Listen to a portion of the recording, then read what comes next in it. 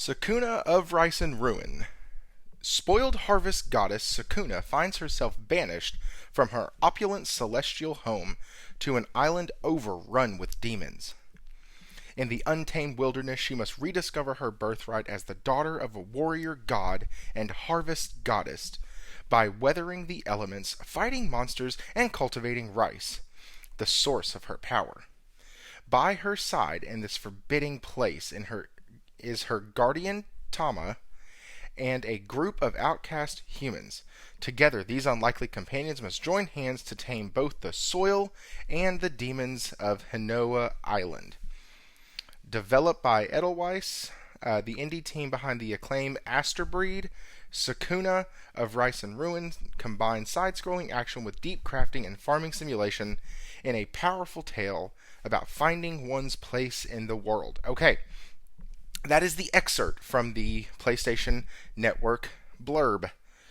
So, with that, I do want to kind of get into this because this is going to be a little bit different. I did not enjoy the game, but before you click off of this and go, why the heck am I going to watch the rest of it? It's because I think there is a good game for some people here.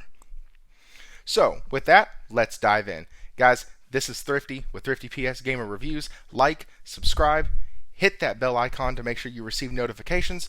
We have gained several subs over the past few weeks, and eternally grateful for that. So, let's dive into this game. First of all, I love side-scrollers. I really do. I found a love for them again from back when I was playing on the regular Nintendo, and the game Fist, made by China Hero Project, that I've also done a review on, has really kind of re-sparked my interest in side-scrollers, in Metroidvania styles, in that genre. And this game was free. And so I've already, well, technically not free because I've already paid for it. But with this title, I have been, I was thoroughly pleased with the title within the first, few hours. Because the first few hours is all side-scrolling. It's all wonderful. Talking about graphics a bit, the animations are really fun. I like the way they look. They're clean. They're crisp. Everything looks really well presented. It's bright. It's colorful. And it looks really, really good. It's not your big AAA, hey, we're going to make everything look photorealistic, but the art style of this is really good. And then you get into the combat. And the combat, I found, was really enjoyable. It was kind of like it mimics most of your other side-scrollers or most of your other Metroidvania titles. You have a dash, you have heavies, lights, you have some equipment you can use. One of the things I really love is the way she can, use her ribbon to, flip it out to people, jump up in the air, dodge an attack, and then come back in for more damage on the opponent. You can also use that to kind of swap sides of the screen real fast. So if somebody's giving you kind of a bullet hell scenario or a scenario where they're doing a mass amounts of damage to a large portion of the screen, you can go ahead and use this, flip around them, and then hit them in the back, which is really, really useful in this game. So, I'm playing it a bit. I think I have 5 hours into it, guys. And I'll explain why once we get further along. But I'm in it. I'm loving the combat. I'm like, dude, this is actually really fun. This is good combat. Awesome. And then I come across some of the normal tropes in these games where you gotta go back and replay certain sections to because you now got a new item that lets you get into these certain areas, or you unlocked a new ability that now you can crush walls. And so it really kept me engaged, and I was like, okay, cool. I see what's happening here, and I like this. I like this style. When I get a new ability, I'll come back. Also, the levels aren't long. You can complete one in 10 minutes, and just like what I was talking about with Victor Vron, it's nice to have games that you can just jump into, play 10, 15 minutes on, maybe 20, 30, and you've actually been able to accomplish a couple things. And so I think Sakuna really excels in that. It does lend itself to more of the type of game that's going to keep somebody's attention, if that makes sense.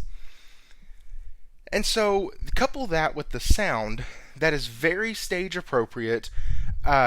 Even in the resting spots, the music, everything kind of blends really well together. The voice work, when there is voice work, is done extremely well. The voice actress for Sakuna is great, able to convey emotion well, able to convey frustration well, and some of it does have that over the top kind of Japanese anime style to some of the dialogue. But it for me, it never feels cringy. It never feels, because of the art style and because of what the game direction seems like it was going for. It looks like that kind of voice work and that kind of dialogue fit. And then with that, though, you get into the gameplay mechanics, okay? And the gameplay mechanics are where I actually falter on this title, and I didn't quite like it. After you get through kind of the introduction, and you get sent to this island, or sent to this region that is basically desolate. You have to work your own farmland to build up rice because you've been banished from kind of your spot of prestige and power, and now you have to like work for everything. It's supposed to make Sakuna appreciate her position as a god, or goddess rather. And so like you see what they're doing. They're teaching lessons, and I like that. This game, it teaches you lessons. It has a moral ground that it built on, which that's cool because that shows the story has direction. And it shows that the gameplay mechanics are going to feed into that direction. What do I mean by that? Well, about 3 hours in, maybe 2 hours in, you find out that this is also a farming simulator, which, for anybody who didn't read the title or read the excerpt before playing, you didn't know that. And I didn't know that. So I get in there, and then I'm planting rice. Well, you plant it, you go do a mission, and the season changes to the next one. Well, then there's another thing you have to do with the rice. And every time you come back, you have to do something else. You got to pick weeds. You got to make sure you set the water amount. You got to do all this. Now, the game does have ways to like auto do this, but if you do, you get a degraded product, and you won't be able to level up as quick or get as powerful as quick, which leads to more grinding of other levels, leads to stuff like that. And if you're trying to actually get the most bang for your buck, then the game makes it worth it to do all the farming yourself. And so that's where it bothered me, because I felt like every time I was getting ramped up in the action and in the fun and the combat, which I think is great, it would pull me out to go do this farming simulator. And it just was annoying. And so what I did was like, you know what, maybe after you play your first full 4 seasons, it opens up. Or maybe the game only makes you do this 3 or 4 times, and then you go through your seasons, and you have to do 3 or 4 years. So I was like, okay, you know what, that's 12 times I have to tend to rice. I tried to make it work in my head. And then I looked up on howtobeat.com, and it says the game takes about 30 hours to beat. It took me 4 hours to go from the intro of the game to ending 1 full year. Which in my mind means that I'm going to have to do this process about 9 more times. And I'll be honest, that doesn't excite me. That doesn't make me want to pick up the game. Actually, what it does is makes me just want to never touch it again. And that's where I have landed. Now, I don't usually do reviews on games I don't like, or games that I'm not going to actually go back to and play and beat and finish and all that, because I like doing reviews on games that I thoroughly enjoy. For me, this game is about a 6, okay?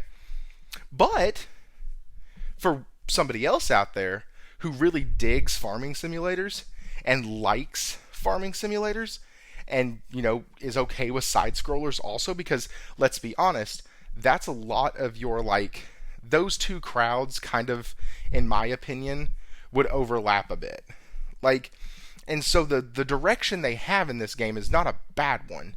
It just doesn't appeal to me. Like, there is a good game here for somebody. It's not glitchy. It doesn't have any bugs that I saw, except the ones you have to collect. And it actually looks like something that would be really fun for a kid. You know, 9, 10, 11, 12, 13, or even somebody who really likes the harvesting games, because it could introduce them, because there is such a heavy farming mechanic, that it could introduce them to kind of that side scroller action title, that fun title. This game just doesn't appeal to me. So, with that being said, I don't want y'all to hear that I'm just bashing on this title, because I'm not. I think that for somebody, this title is awesome. For somebody else, like me, I wouldn't touch it. I really wouldn't. I wouldn't give it a chance.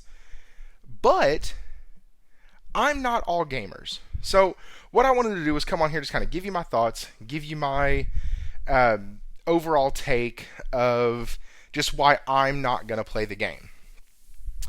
And kind of give you the highlights and what I consider the lowlights. Outside of that lowlight, if farming simulators are your jam, then I think you'd probably rank this game at 8 to a 9. And I'm not even kidding. The game runs superb. And it looks gorgeous. So, anyways, that is my review of... I don't even want to call it review. This is my first impressions of Sakuna of Rice and Ruin. Check it out. Don't check it out. Let me know what you do in the comments below. Thank you for watching. Have a great day. And as always, stay thrifty.